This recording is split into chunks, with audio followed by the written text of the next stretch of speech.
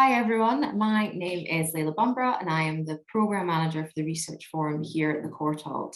And I want to start by saying, as always, the biggest thank you to Bloomberg Philanthropies for the generous support of our digital initiatives, especially tonight's event. And this Open Courtauld Hour aligns with and celebrates our latest exhibition, the Morgan Stanley Exhibition, Van Gogh Self-Portraits. And this show is devoted to the artist's self-portraits across his career and is now taking place at the Courtauld Gallery in London. And this pioneering exhibition takes as its springboard, in many ways, Van Gogh's iconic self-portrait with a bandaged ear, one of the most celebrated works in our collection.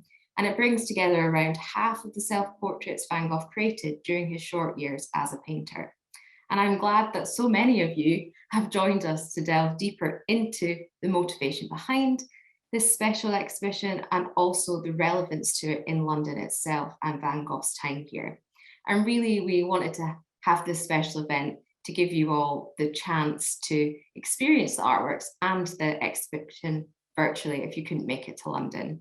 And before we kick off properly, the bulk of this event is made up of two presentations, and then I will come back on for about 15 minutes at the end to ask any of the questions that you have. So please do put these in the chat throughout the next hour and I'll try and get to as many of them as possible.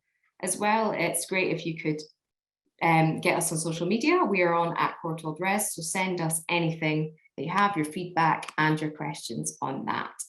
I am now absolutely delighted to introduce my wonderful colleague Karen. And Karen is Curator of Paintings here at the Courtauld and has been expertly leading on this exhibition. And I am not alone when I say that the exhibition feels really intimate and it allows a close encounter with the artist's greatness, but also really grants a moving insight into his personal struggles without actually assuming, projecting or romanticizing him, which is very much Karen's amazing work. So I won't say anything else on the matter and I will actually hand it over to the expert. So thank you, Karen. I will let you begin. Thank you so much, and thank you to everyone for being here this evening. It's always a huge pleasure to talk about the exhibition. So I am going to share my screen in good Zoom tradition.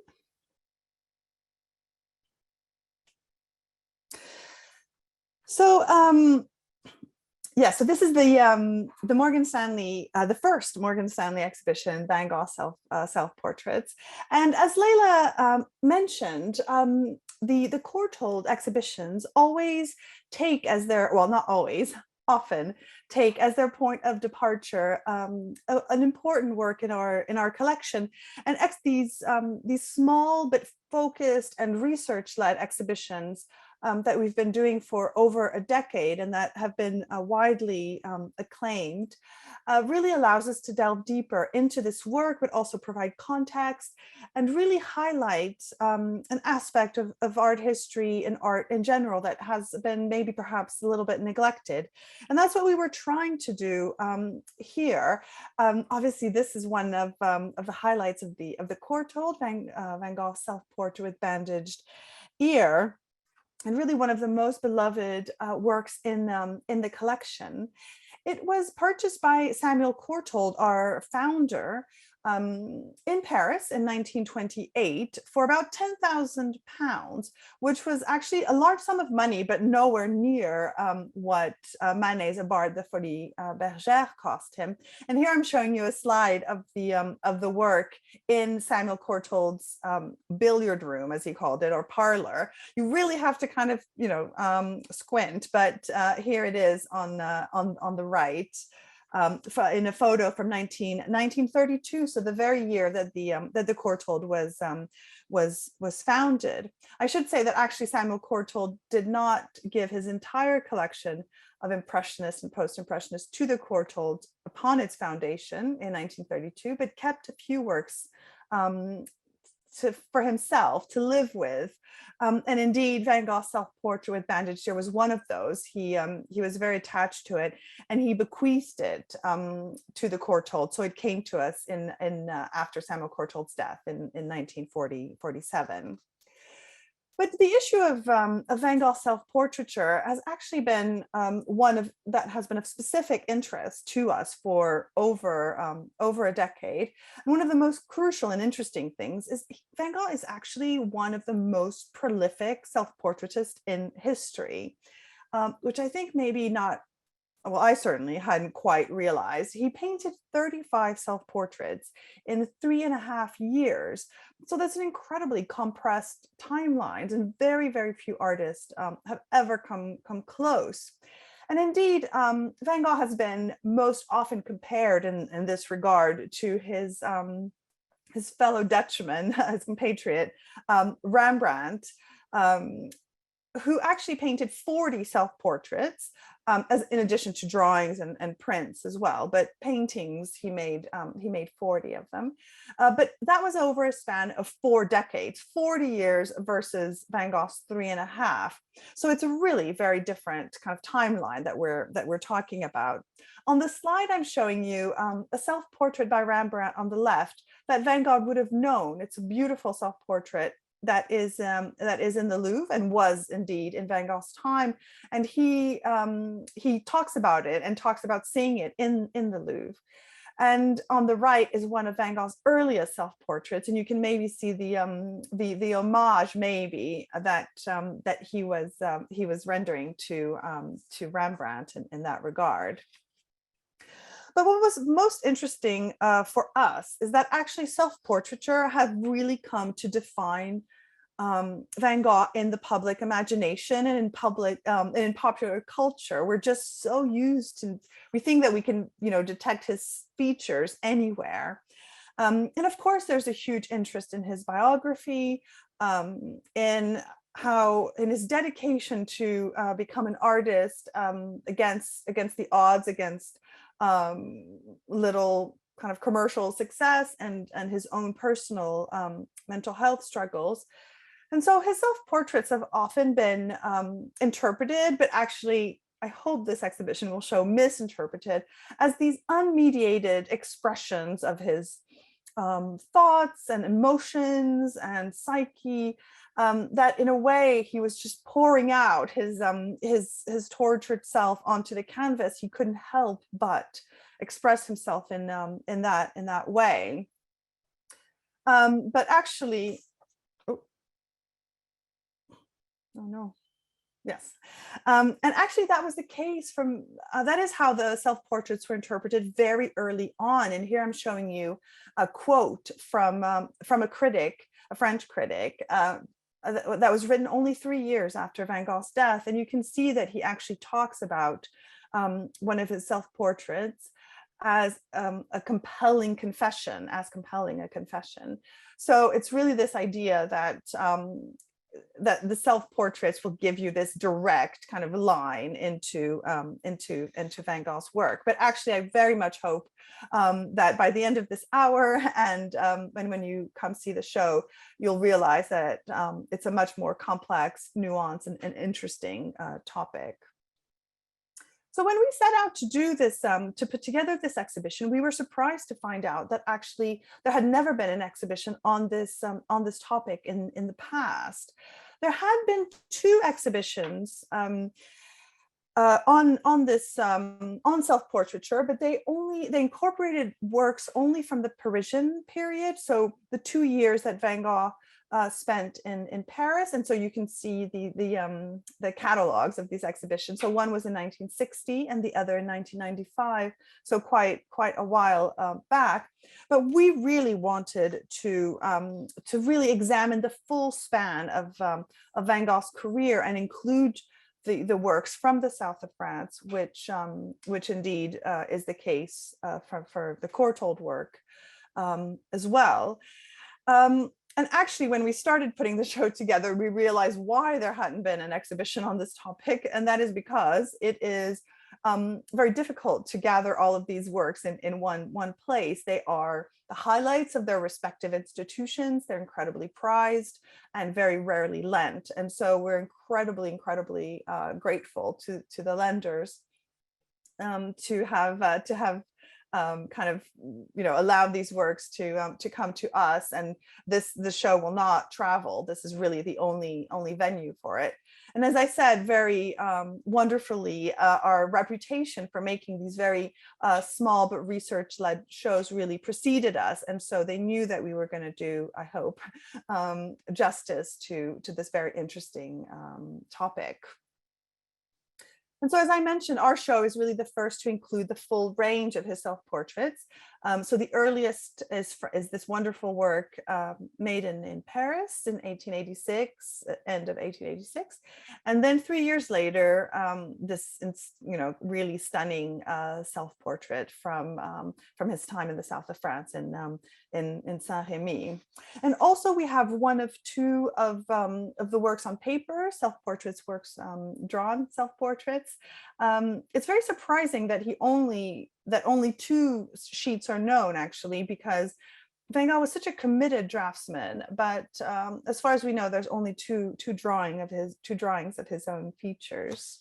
And here they are in the exhibition.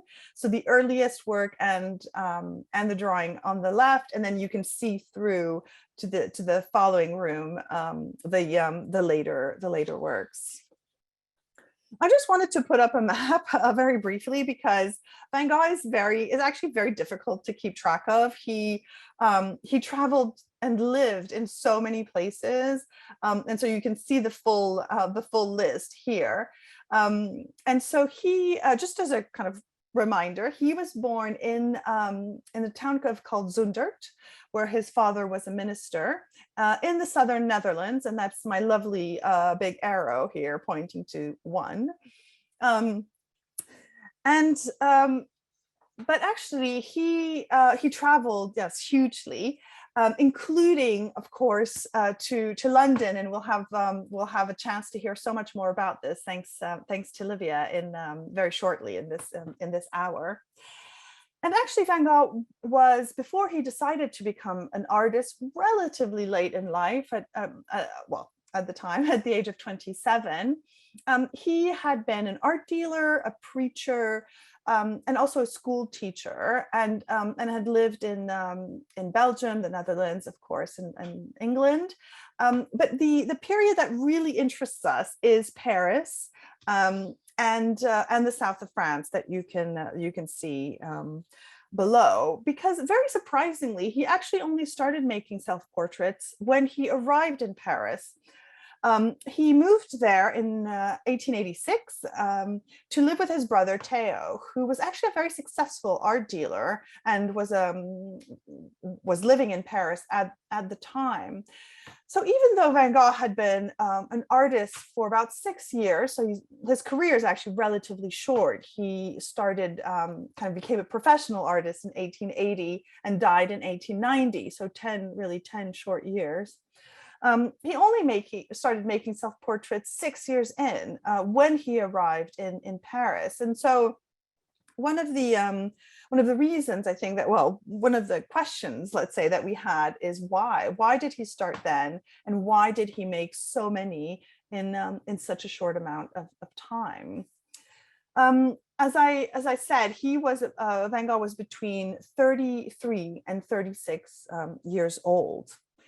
And here I'm showing you all the works that are included in the exhibition, and we wanted to assemble a representative group. So we have about half of his production of self-portraits, to really, as I said, to try to really tease out these questions. And what we found out really is that there was a great variety of reasons that Van Gogh made self-portraits. I think what's important to realize, though, from the get-go is that they were not made at regular intervals. They weren't made for the same purposes. So they can't really be considered a kind of visual diary or an autobiography of sorts. And so that's really what the exhibition sets out to understand is the reasons for him to have made all of these incredible works.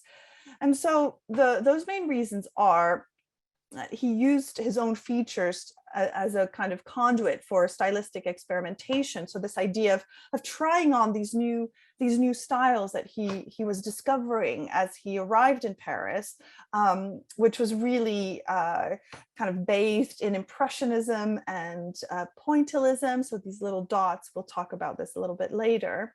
And so all of these kind of, novelty that was that he was kind of encountering at the time. Of course, yourself, like himself was the cheapest of all models. He wanted also to train, to use them as exercises, to paint portraits of other people, which he considered the highest ambition of the artist. And we know this through the many letters that he wrote to his brother. And of course, you can't talk about self-portraiture without having an element of self-fashioning, of shaping the way that he presents himself to the world. And I think in Van Gogh's case, there's a notion of especially in the later self-portraits, including the work with a Bandaged Ear, a notion of using self-portraiture as psychological introspection, and also to regain a sense of identity after difficult moments. And we'll touch on these later on. And so, of course, when you look at these works individually in their respective institutions and they're one by one, you see a few things, but bringing them together really takes it to a different level. You're able to make comparisons that and really draw out new meaning and things that maybe hadn't been very clear before. And I have to say, the very first thing that jumped out at me was the huge variety, actually, in the self-portraits. In many ways, he doesn't actually look like the same person in all of these works. And as I said, it's you kind of think that you can recognize Van Gogh anywhere, because he has these amazing, piercing green eyes, this very red, kind of really fiery red beard, and then his hair is a slightly lighter, so it's kind of a dark blonde. And here in this wonderful self-portrait from Chicago, he's really made that difference clear. But so still, you think I can recognize him anywhere, but actually I don't know, maybe does it look like a family album? Maybe they look like relations, brothers maybe, but not really the same person.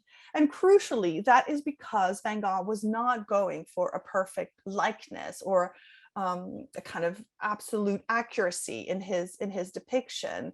And so that really gets us to think, okay, well, what was he looking for?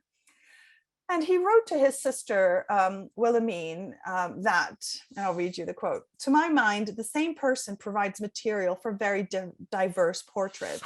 So it's this idea that actually there's a world within us. A person changes at different moments.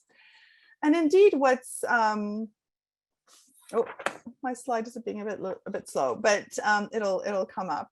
And indeed, his friends in Paris said that a portrait of Van Gogh that was made by one of their friends, John Peter Russell, was a much better likeness of the artist than any of Van Gogh's own self-portraits.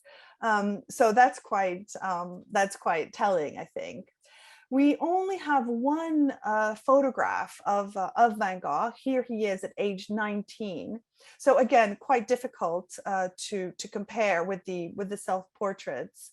And he actually hated photography. He thought that, well, first of all, it was black and white, so his beloved color was not there. But he thought it had a deadening effect, so he never wanted to be photographed.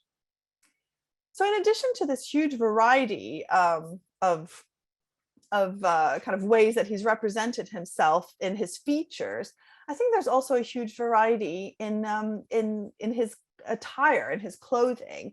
I think we always associate him with the straw hat and the painter's smock, but actually he really represents himself in many different guises. And you can see from for most of these self-portraits, he's represented himself as a kind of elegant Parisian in a three-piece suit with a waistcoat. And he obviously had a favorite suit, because here he is wearing the same one. So it's a brown jacket with a navy trim. And you can even see that he must have had a waistcoat with this wonderful red piping, and it kind of pops up in these works. Later on, he represents himself as an artist properly. So with the painter's smock, and then the straw hat. But the straw hat, in addition to being a wonderful complementary color to the blue of the painter's smock, also had a symbolic value, because straw hats meant that you were working outside and on the landscape, on the motif. You were out of their studio, and therefore you needed to be kind of shielded from the sun. And impressionist artists did have that as well. So Monet, we know, wore a straw hat, and so in a way, it's really showing that you're an artist that leaves the studio and that goes in front and works from life in many ways, and crucially. And also, he's represented himself, but actually very rarely, at work with his palette and the easel and ready to paint. But crucially, the biggest variation in many ways is in his style. I mentioned to you that he used self-portraits to experiment with all sorts of styles. And here I've arranged actually the works chronologically, starting in the upper left and then going all the way down to the bottom right. And indeed, that is how they're organized in the exhibition, because his self-portraits really allow us to trace the evolution of his style over a very condensed period. But as I mentioned, it's that time where he was really, after he came to France, and he was really trying to find his distinctive artistic voice at the end of his life. And so by actually looking at the same motif in these different guises, I think we're really able to see how the early self-portraits, as the ones that I showed you, are still influenced by the darker colors of Rembrandt, maybe. And then as you sweep across the rows, you see that the palette lightens. He uses brighter colors, colors that complement each other. And indeed, I've already kind of talked to you about the evolution, but I just took these wonderful little details of his beard, and you can see also how his brushstrokes evolve as well. So from the earliest one, and then moving along, and then his very distinctive kind of red beard at the very end. And we saw this this wonderful portrait from Chicago, and you can see all of these little dots that are placed side by side. And that was an influence by a movement that was incredibly popular at the time that Van Gogh was in Paris. So in this case, it was in 1887, of placing dots of pure color side by side instead of blending them. And the idea was these dots would actually, these two colors would actually create an enhanced contrast and vibrancy. And so there had to be colors on the opposite opposite sides of the color wheel. And so, for example, orange and this blue-green that's in the background, or the red-green of his jacket. And of course, Van Gogh himself was the perfect complementary color with his green eyes and red beard. So he definitely made the most of that. But then as we go and as we move towards the bottom row, you can see that actually his style, the style that we know, with these very long, thick brushstrokes, begins to appear. And so I hope that one of the strengths of the exhibition is to be really able to show this evolution, and Van Gogh kind of searching, which is really, really interesting. Another thing I hope that you can see in the exhibition is also the variation in scale. with the earlier works being much smaller. So really this idea that they're not meant for display, they're meant just as exercises. They were also done not on canvas, but on this cheaper material, artist board, which is like a card that's been primed ready for painting. And so it was cheaper, it was lighter. And then later on, Van Gogh turns to canvas, which is a much more durable material. But whereas the earlier works had been done in just maybe an hour or 2 hours, really quickly, again, sketches, exercises, the later works were much more labored over and took several days, maybe even weeks, and are larger. And so again, it's this idea of trying to understand his intention behind that. So this year that I mentioned, 1887, when he was in Paris and really kind of meeting all of these artists and kind of immersing himself in this in the Impressionist style. That year alone, he made 22 of his 35 self-portraits. And so I think this idea that the only reason that you can make so many self-portraits is either you're very vain or narcissistic, or you have to express yourself in that way. I hope that can be very much nuanced and actually just show that it's because it was such a moment of productivity and evolution for Van Gogh. What we've really tried to do in the show is to group works together that speak to each other. So works that hadn't been together before, and unless since Van Gogh's time. Individually, they look a little bit strange, maybe, but actually, when they're put side by side, you understand what Van Gogh was trying to do. And here, this is an example of such a grouping, where the dots of pure color. Maybe I'll go back to my wonderful little beards. And so, for example, the one in the center, the dots of pure color have become slightly longer and elongated. And so they're kind of dashes now of color side by side, and you can really see this. And so I mentioned that the other important aspect of self-portraiture for Van Gogh was to become a portrait painter. He said, as I mentioned, that was the highest ambition of the artist. And so we think of him maybe as a landscape artist, but he was incredibly attached to representing other people. And this is a wonderful quote from a letter that he sent to his brother. And he says, paint at the end of it. Painted portraits have a life of their own that comes from deep in the soul of the painter and where the machine can't go. The machine is, of course, photography. So again, you can see that he was not a fan. But what I love about this quote is that he says deep in the soul of the painter as opposed to the sitter. And so there's this idea that portraits also tell you something about the person who painted them as well as the person represented. And so that was obviously something very, very important for him. And he used himself to kind of really capture features in a way. And here I'm showing you another view of the exhibition to really focus on the self-portraits of this last period. And as I mentioned, their scale, their ambition really changed. And so it's this idea of using self-portraits to project a certain image of himself. And of course, the self-portrait at the Courtauld is one of those. It's in many ways, it's a very conventional self-portrait or even portrait.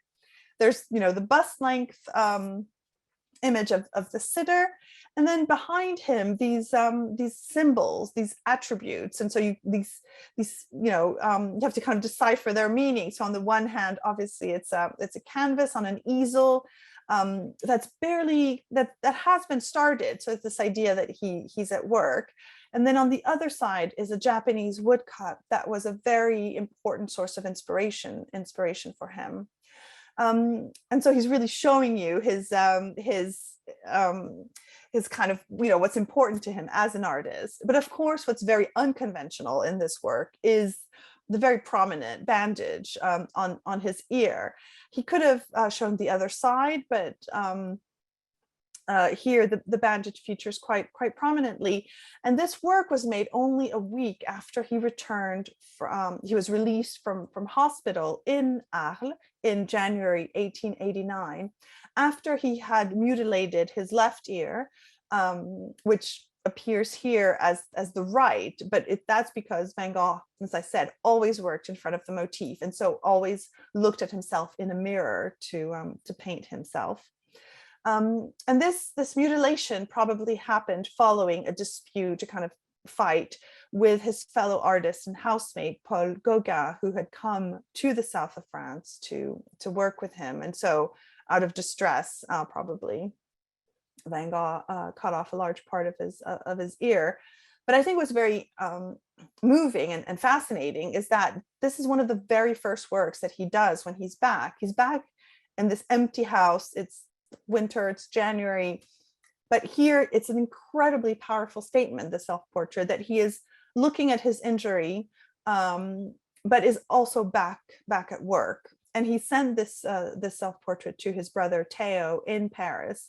And so I always kind of look at it as a manifesto of sorts. He says that he was hoping to reassure his brother that things were going to be okay. And later on, actually, things were not that okay. In May, so a few months later, he realized that he did need medical help with some mental health struggles. And so he voluntarily admitted himself in a psychiatric hospital about 25 kilometers from Arles, near Saint-Rémy. And again, after a crisis that summer, the very first thing that he does when he starts to feel better is to paint these two incredible self-portraits. The one on the left, he says, he writes to his brother Theo that he painted when it's an attempt from when I was ill. So he's still kind of not fully recovered. But then just a week later, he paints this extraordinary work on the right, again, with palette in hand, wearing a smock, and then with his characteristic beautiful brushstrokes. So a really very important affirmation of him and the importance that that painting held for him. And indeed, he says that if he recovers from his struggles, it will be because of his art. And so I think it's very important to keep in mind that he painted despite his illnesses, not because of them. And so every work was made in between these moments of struggle and our incredible kind of triumphs of his artistic prowess. Well, I always find them incredibly moving. And these two works have not been seen together since they left Van Gogh's studio or little workroom in the asylum. The one on the left he gave to friends in Arles, and the one on the right he sent to Theo, again to reassure him that he was better after this crisis. And so it's wonderful to see them side by side, and yeah, very, very interesting. So just to finish off, I just want to look at the very last wall of the show, and eagle-eyed, you will have noticed that these are not self-portraits, but in many ways, we wanted to extend the notion of self-representation for Van Gogh. And indeed, the chair, this beautiful painting from the National Gallery, Van Gogh himself considered as a symbolic or kind of a hidden self-portrait. He really identified with the peasant class around whom he grew up. And so he identified with their hard work, with their humbleness. And so he says that this very plain chair with the kind of bare wood stripped back and the straw seat, and then his pipe and tobacco pouch on the seat really represented that for him. And he put it in a kind of contrast to Gauguin's chair that he painted at the same time. It's walnut, it's more refined, it has arms and books. And so it really kind of, he was really trying to show the difference in the two painters and in the two men, housemates in many ways, but not directly, kind of, you know, seeing them through their trusted objects. And it's in many ways it's incredibly introspective of Van Gogh. What I particularly loved in the show is that actually, if you look on the right of these two works, you can see it's the same door, and so they were both painted from the same angle on the ground floor of his house in Arles that he had turned into a studio. So these are really, it's wonderful to see them together. And then the last work is a portrait of another person, and I mentioned how important that was for Van Gogh. But actually, more than a likeness of this friend of his, a Belgian painter, so a fellow northerner that had come to the south of France, to Arles, to paint. What Van Gogh wanted to do was to create the portrait of an ideal artist, an artist who dreams great dreams, as he says. And so that's why he has this abstract, this wonderful starry sky in the background, one of his favorite motifs, to really express that creativity and that imagination. So in many ways, he's actually telling you a lot about himself and his aspirations in that way. So seeing Van Gogh's work in person is actually always so incredibly powerful, and I think the creative energy that emanates from them is always really just remarkable. And I think that's probably why Van Gogh is so loved by, you know, across generations and across cultures. But having a group of these incredibly highly personal paintings, Van Gogh's own image is especially kind of powerful and moving. They really touch us deeply, and I think they allow us also to think a bit more about ourselves, about our sense of self, and also what we project onto the world. So there's that added dimension that I certainly found incredible when I finally looked around the room and saw them all gathered. So I very much hope that you'll be able to visit, but if you aren't able to visit, that you'll have through this very short talk have seen what we were trying to do with the exhibition. So thank you so much, and I'll pass on to Livia to tell us more, and we'll take questions at the end. Yeah, thank you so much, Karen. We have already got many questions, so hopefully we'll get to some of them in a little while. It's now my delight to introduce and hand over to Livia Wang, and Livia is Creative Director of the Van Gogh House in London, and I will leave it to Livia to explain more about the house. And I just want to say how thankful we are that she's joining us and is able to contextualize this exhibition and its wider significance in London. So Livia, I will pass it over to you. Thank you. Hello, everyone. Obviously, I feel so lucky, as we all do who live in London, that we get to come and see this exhibition as well. It was amazing to see the exhibition a couple of weeks ago, which I really, really enjoyed. I'm actually speaking from the Van Gogh house tonight, so we're dealing with Van Gogh levels of Wi-Fi from the 1870s. I'm hoping that we don't have any problems. So I'm going to start actually first by have I frozen? Aha. Okay, wait. Okay, we're going. I'm just going to quickly introduce the house because I don't think that many people know about us yet. So as an institution, we opened in 2019. We're based in Stockwell, which is between Oval and Brixton, and sort of relatively central in London. So this is the house where Van Gogh lived from the year 1873 to 1874. He was here for just about a year, and he was only 20 at the time. And I'll be talking about how this was a particularly formative time for him. Even though he wasn't an artist yet, his experiences in London, the books that he was reading, the art that he saw, they all had profound impacts on him at a point when he was just becoming to an adult. And I think this sort of talking about the ages of being between 19 and 20 is a particularly relatable age as well, and really picks up on what Karen was just talking about in terms of you kind of understanding your own coming to terms with your sense of self and your identity, which I find really fascinating. So what we do is that we operate as a museum space that looks at the story of Van Gogh's time there, as well as the story of many other people who lived in the building, the social history around the building. We also commission artists to make new work, which I find really, really exciting. And artists each add their own layer to the interpretation and understanding of the house. And finally, we actually host artists' residencies. So artists can live and work inside this house. They can stay in the room that Van Gogh lived in and in the rooms that his sister lived in.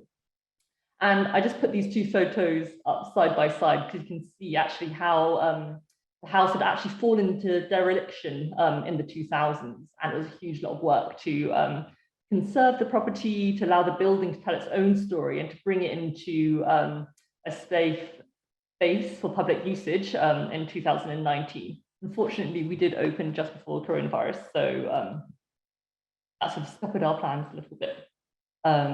You can see here how Anna Van Gogh's room, Anna Vincent's younger sister, came to stay here as well, how that has sort of changed remarkably over the years as well. So to briefly introduce as well the story of the house and how we came to know that Van Gogh lived here, Courtauld. He spent a year understanding and trying to research where Van Gogh lived when the 1871 census was released in 1971. No one was sure of the address. Everyone knew that Van Gogh had lived in London, mainly because he'd written so many letters from his time here. But it was Paul Chalcroft who discovered the address as being 87 Hackford Road by looking at census documents that had been released that year. And we can see here that Sarah Ursula Loyer and Eugenie Loyer, the landlady and the landlady's daughter, were all present at the time.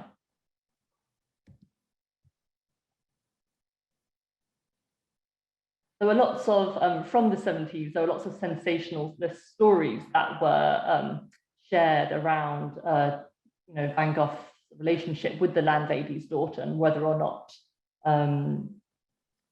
there was indeed an affair.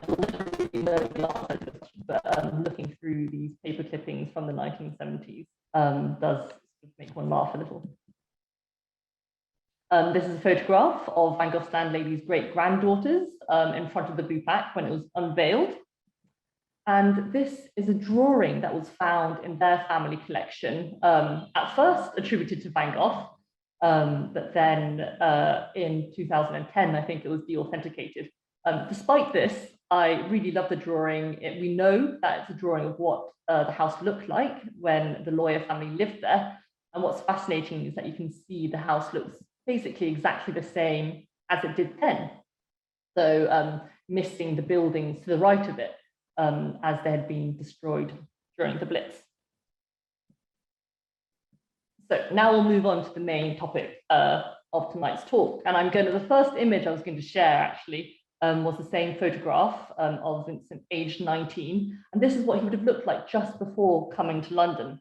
It was taken in The Hague days before he made the journey UK. So as Karen said, he was born in the south of Holland in a rural town called Zundert. Since the age of 16, he'd been working for his uncle's art gallery, Courtauld Co, in The Hague. He was actually very promising, and 4 years later, he was promoted to the gallery's London office in Covent Garden that dealt mainly in prints and reproductions of paintings. Vincent's first London address is unknown. He describes the location as suburban and shares lodgings with 3 Germans who play music in the evenings and take him on outings, and there's 2 landladies who own 2 parrots. So he writes these sort of rather humorous letters that describe his living conditions at the time. At Courtauld, he was paid a salary of £90 a year, which just stretched to cover his room and board, and he really worried about money at this point, especially with these German lodgers he was sharing with, who spent a lot of money. And so eventually he moved out and moved into Hackford Road, which was much happier.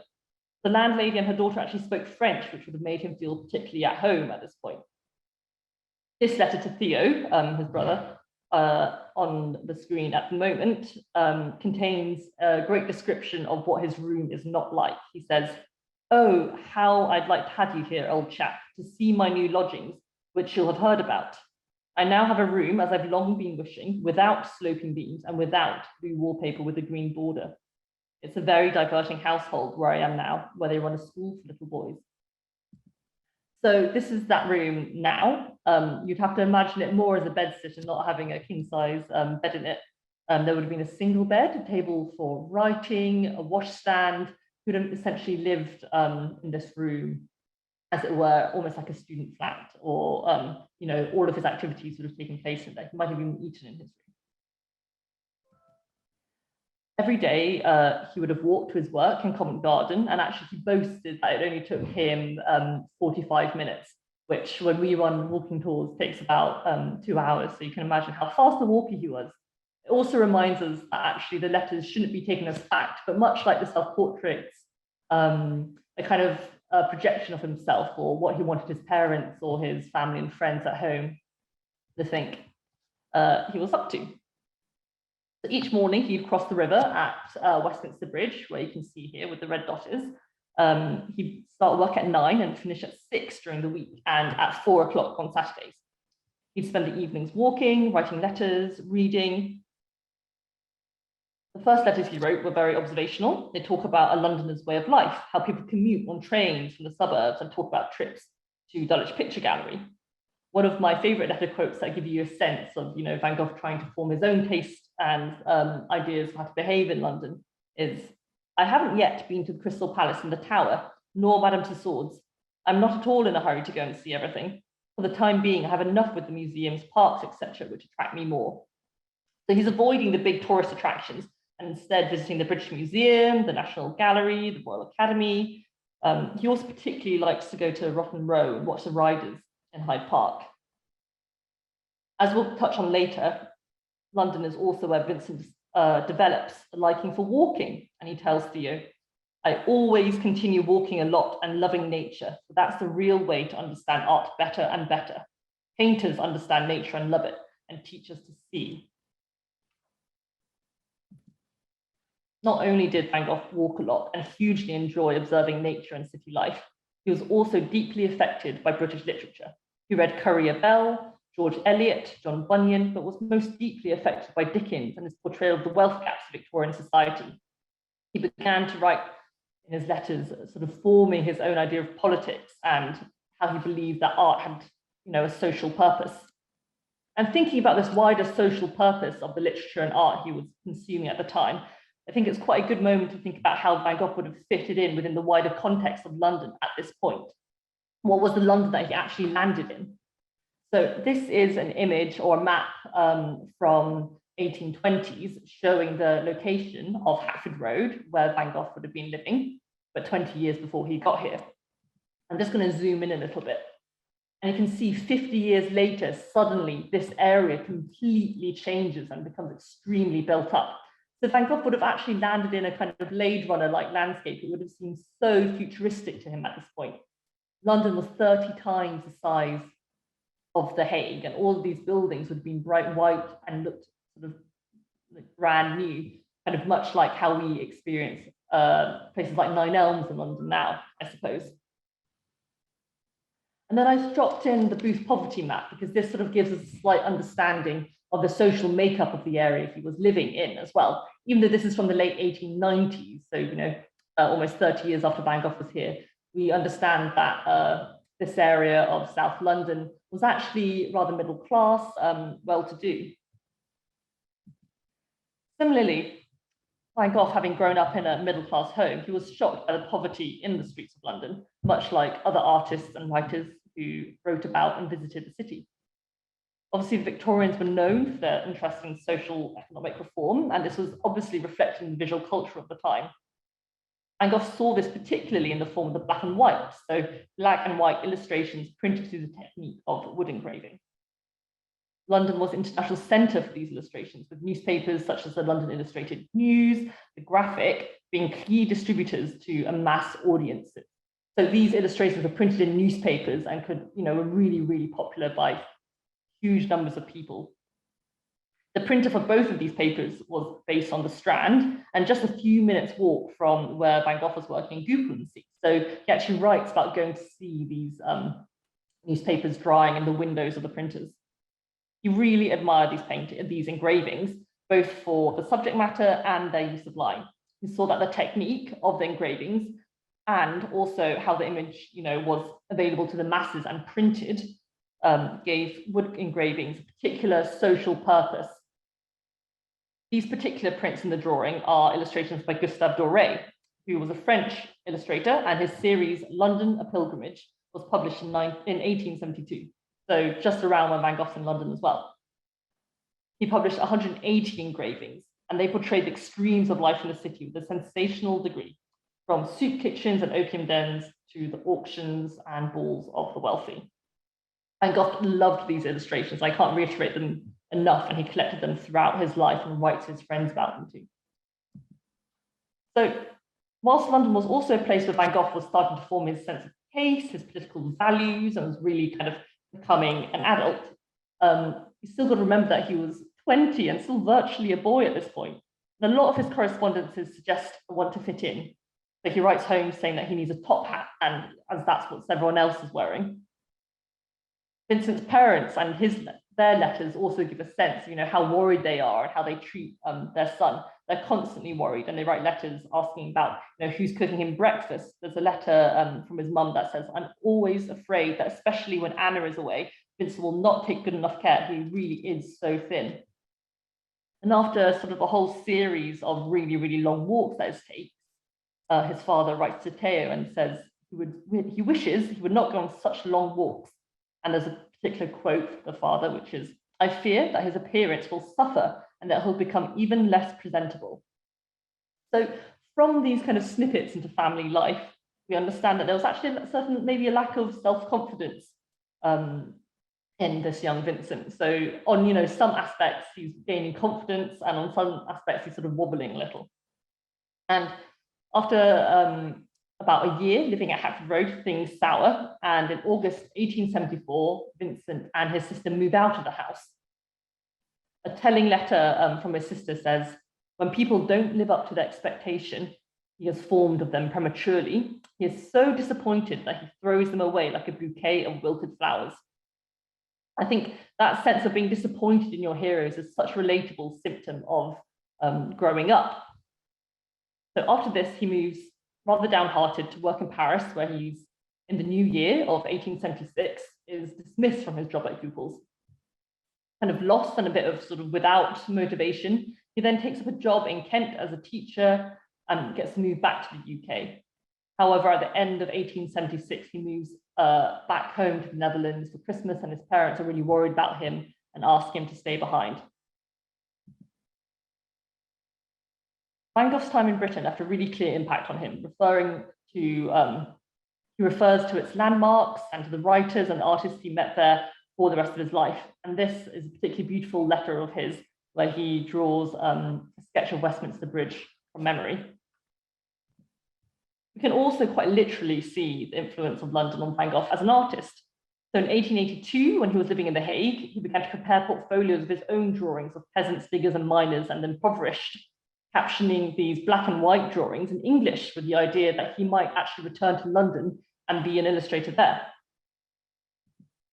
In 1888, he paints his own empty chair with clear references to Dickens's illustrator Luke Fildes. And Luke has actually, after Dickens passed away, drew Dickens's empty chair as a kind of memento to his employer. Van Gogh really respected Dickens throughout his entire life, as I mentioned earlier. And so it was great to see this chair also in the self-portrait exhibition at the Courtauld. 2 years later, he also paints Prisoners Round, a copy of Doré's illustration of Newgate Prison's exercise yard. And we believe that this painting also contains a self-portrait with Van Gogh as the central red-headed figure who's sort of looking out at us.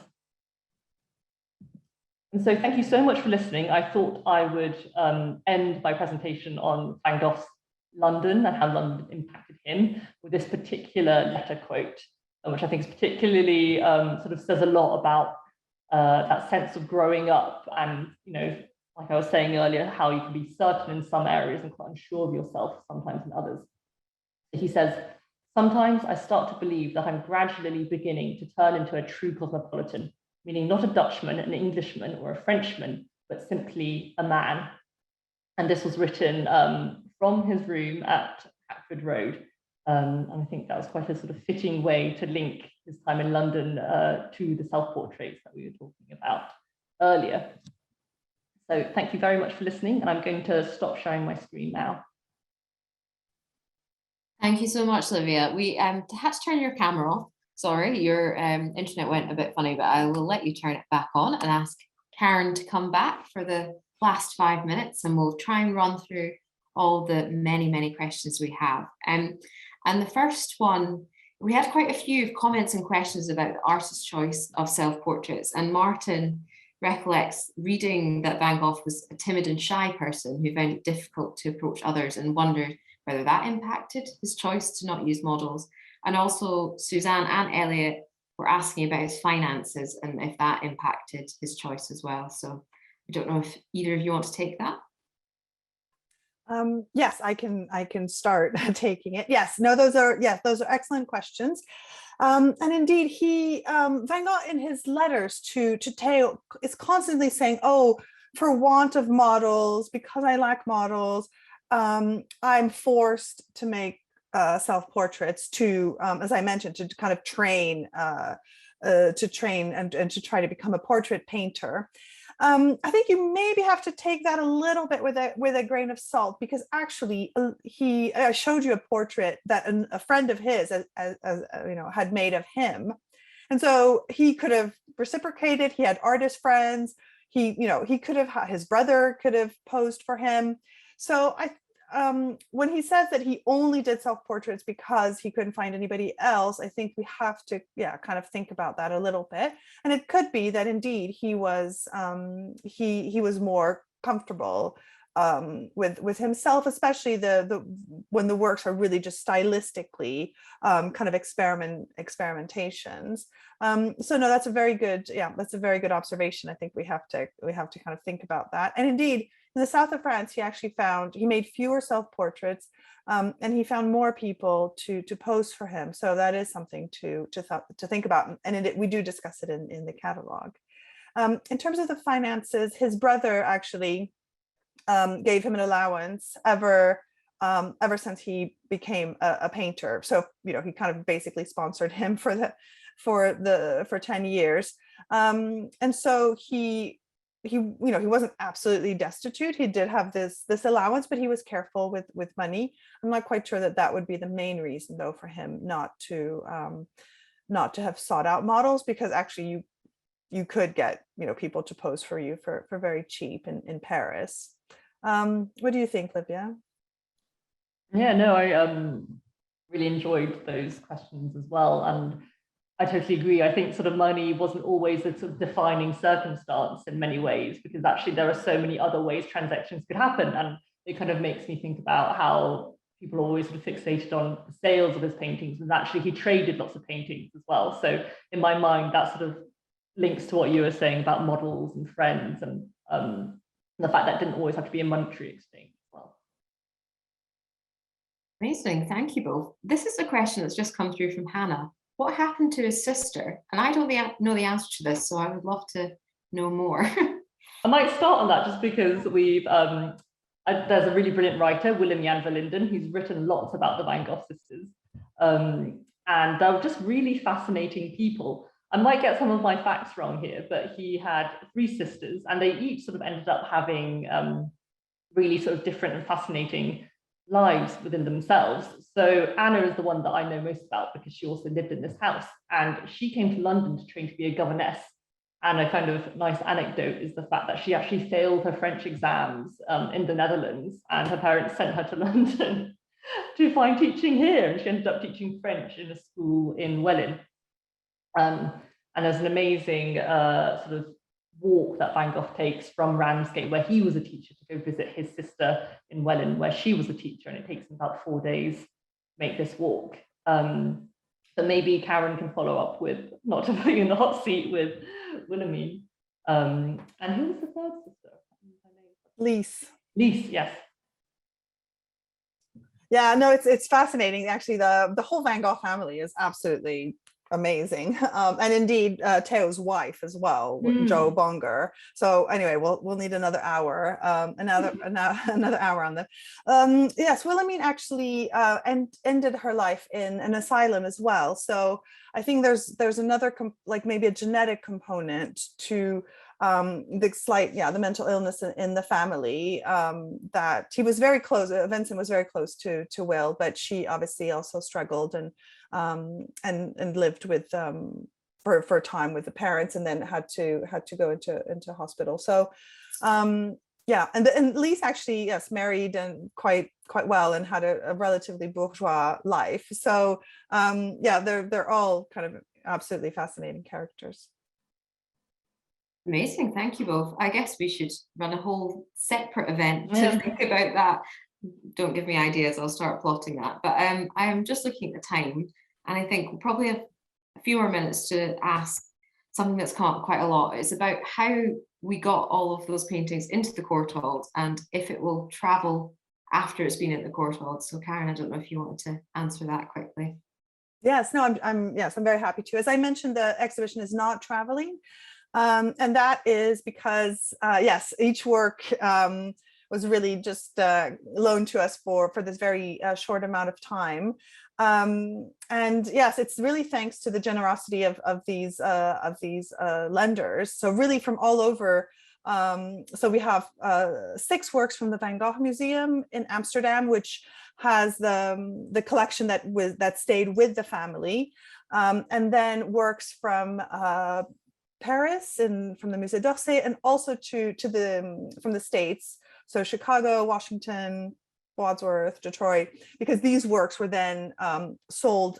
He became very fashionable and very successful, unfortunately, after his death, especially in the early 20th century onwards.